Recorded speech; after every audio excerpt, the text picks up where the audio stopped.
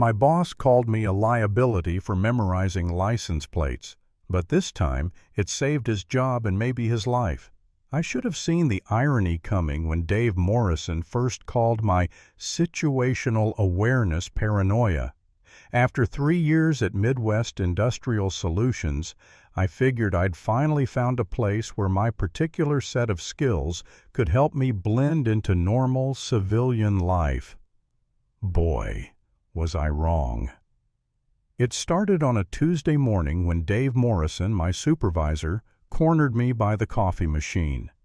"Tom, we need to talk about your habits," he said, glancing around like someone might be listening, which honestly, someone usually was. I'd learned to catalog every conversation within earshot, every footstep in the hallway, every car that parked outside for more than 20 minutes. Old habits, you know. "What habits, Dave?" I asked, though I already knew what was coming. I'd seen the looks from my co-workers, the way conversations stopped when I entered the break room, the whispers about how I always sat facing the door, how I knew everyone's schedule better than they did, how I could tell them exactly who had walked past our office in the last hour. Dave shifted uncomfortably. "Look, it's not normal to memorize everyone's license plates in the parking lot. And yesterday, Linda from accounting said you told her exactly what time she got her coffee for the past 3 weeks. That's weird, Tom."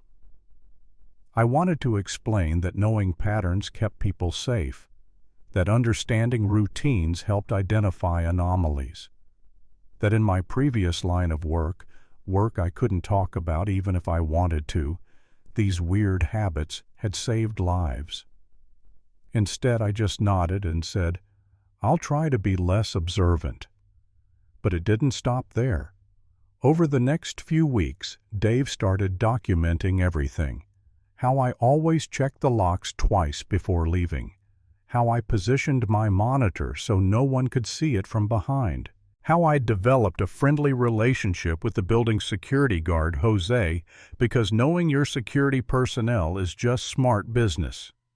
To Dave, these were signs of an unstable employee.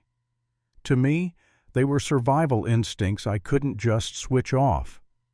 The breaking point came on a Friday afternoon. I was working late, something I did often because the office was quieter, safer feeling, when I noticed a van that had been parked across the street for 3 hours. Same spot, engine running periodically, occupants changing shifts. Classic surveillance setup.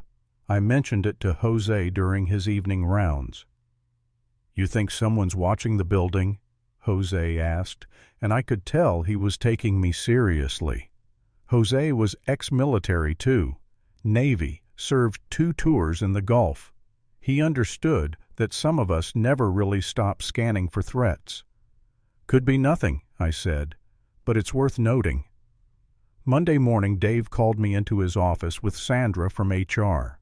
They'd heard about my security concerns from Jose, and apparently this was the last straw. "Tom, this paranoid behavior has got to stop," Dave said, sliding a termination letter across his desk. "You're creating an atmosphere of fear in this workplace. Linda is afraid to drink coffee at her usual time because she thinks you're watching her. Jim from maintenance says you interrogated him about the new cleaning crew, and now you're seeing threats that don't exist." Sandra nodded sympathetically. "We understand you served overseas, Tom, and we respect that. But civilian life requires adjustments. Maybe this job isn't the right fit." I stared at the termination letter. After everything I'd done for this country, everything I'd sacrificed, I was being fired for being too alert, too careful, too trained. In Iraq, this kind of carelessness got people killed. Convoy routes compromised because someone didn't notice the same car following for 3 miles. Safe houses blown because nobody tracked the cleaning crew's new faces. Here, they fired you for paying attention. The irony wasn't lost on me that the very skills that had kept classified operations secure were now making me unemployable. "Is there anything else?" I asked, standing up. "Just maybe talk to someone," Sandra said gently. "The VA has programs for veterans dealing with readjustment issues." Readjustment issues. Right. I tucked the letter into my jacket and walked out, past my coworkers who wouldn't meet my eyes, past the reception desk where I'd always nodded good morning to Mary for 3 years, past the security station where Jose gave me a subtle thumbs up that let me know he understood. That night I sat in my apartment, ground floor, 2 exits, clear sight lines to the street, and wondered what the hell I was supposed to do now. 22 years in the military, 12 of them in places and positions I could never discuss. And I was unemployable because I noticed things other people didn't. I was nursing my second beer when my phone rang.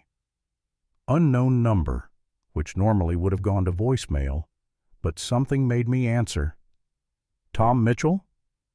The voice was professional, careful. "Speaking? This is Agent Sarah Chen with the Central Intelligence Agency. We need to meet." My blood went cold. In my line of work, unexpected calls from the agency were never good news. Either someone was dead, something was compromised, or I was about to have a very bad day. "When and where?" I asked. "Now would be good. There's a coffee shop on 5th Street, corner of Madison. Sit facing the door." She hung up before I could respond, but I was already reaching for my jacket. Sit facing the door. She knew. 20 minutes later, I was sitting in Murphy's Diner with a cup of coffee I didn't want, watching Agent Chen walk through the door. Asian American, early 40s, moved like someone who'd seen action. She spotted me immediately and slid into the booth across from me. "You've had an interesting week," she said without preamble. You could say that. She opened a tablet and turned it toward me. On the screen was a photo of the van I'd reported to Jose, along with surveillance footage of 2 men with telephoto lenses pointed at our building. "Corporate espionage team," she explained. "Chinese intelligence assets attempting to infiltrate Midwest Industrial's Defense Contracts Division. They've been watching the building for 2 weeks, trying to identify key personnel and security vulnerabilities." I felt something I hadn't felt in years. Vindication. "Your former supervisor, Dave Morrison, contacted us this morning," Agent Chen continued.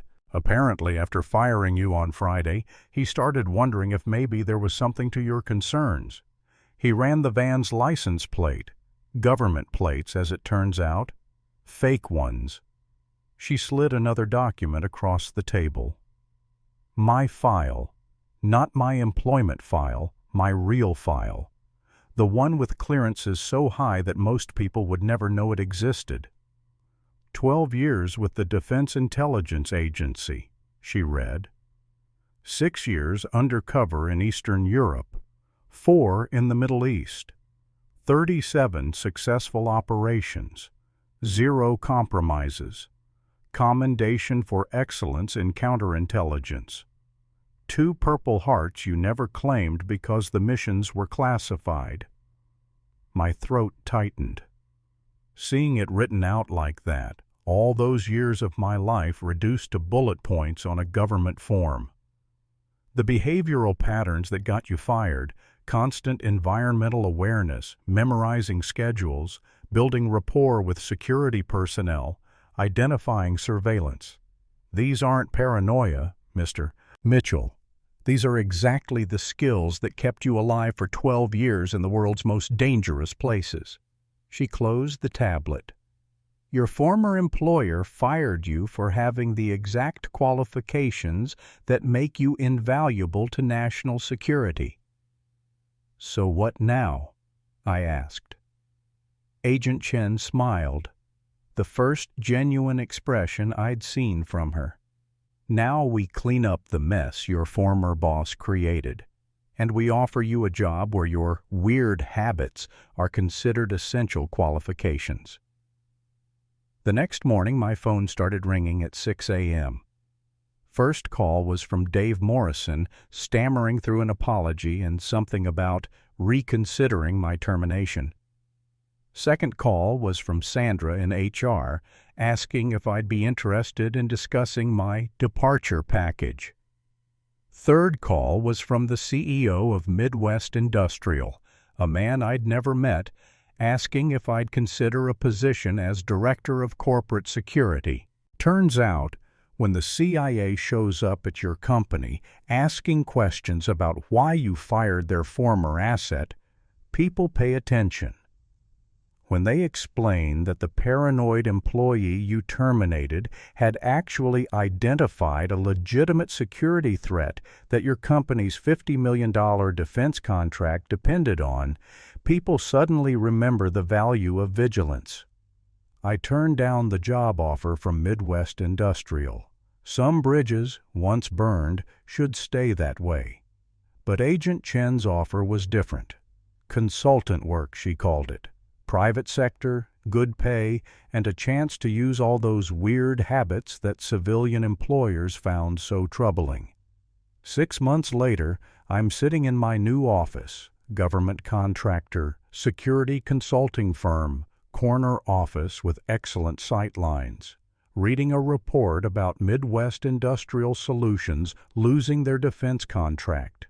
Apparently, after I left, they had several security incidents. Chinese assets managed to infiltrate their systems, steal proprietary designs, and compromise 3 separate projects. Dave Morrison was reassigned to the mailroom. Sandra from HR was let go for failing to recognize valuable human resources. The CEO resigned in disgrace. Jose, the security guard who'd taken my concern seriously, got promoted to head of security and a $20,000 raise. First smart decision that company made in years. My new colleagues don't think my habits are weird. They think they're professional standards. When I catalog license plates in the parking garage, they ask me to teach them how to do it more efficiently. When I position my workstation for optimal situational awareness, they rearrange theirs to match. When I build relationships with building security, they praise my networking skills.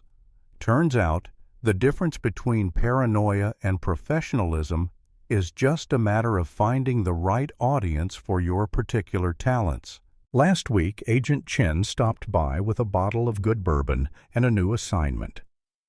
"Remember that Chinese espionage team from Midwest Industrial?" she asked.